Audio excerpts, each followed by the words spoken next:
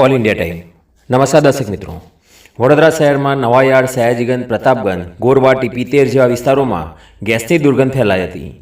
અમીરાવતે GPCB કલેક્ટરમાં લેખિત અને telephonic ફરિયાદ કરતા જણાવ્યું કે વડોદરા શહેરનું હવામાન પર્ટિક્યુલરલી ફેબ્રુઆરીથી મે મહિનાની વચ્ચે ખૂબ ખરાબ હોય છે.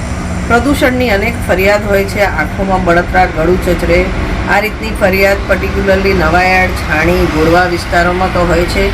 ગઈકાલે સમાચાર માધ્યમોથી ખ્યાલ આવ્યો હતો કે છેક માંજલપુર સુધી આ રીતની વાસ આવતી હતી.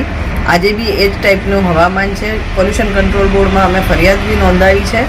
અગાઉ બી જ્યારે બી આવા એપિસોડ અમે ફેસ કરીએ છીએ ત્યારે જીપીસીબીમાં ફરિયાદ તો કરીએ છીએ, પણ એનું યોગ્ય નિવારણ નથી મળતું. આજ સુધી કયા કારણસર આ દુર્ગંધ આવે છે અને ગળામાં ચચરે રીતના ગેસ કઈ ઇન્ડસ્ટ્રીઝમાંથી આવે છે એનો ખુલાસો નથી કરવામાં આવતો.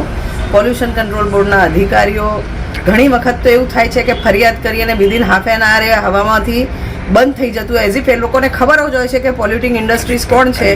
પણ વડોદરા શહેરમાં જીપીસીબી આજ દિવસ સુધી એમના નામો જાહેર નથી કર્યા. આજે અમે કલેક્ટરને બી આ જ ફરિયાદ ફોરવર્ડ કરીએ છીએ અને અપેક્ષા રાખીએ છીએ કે અમને આ બાબતે યોગ્ય જવાબ મળશે.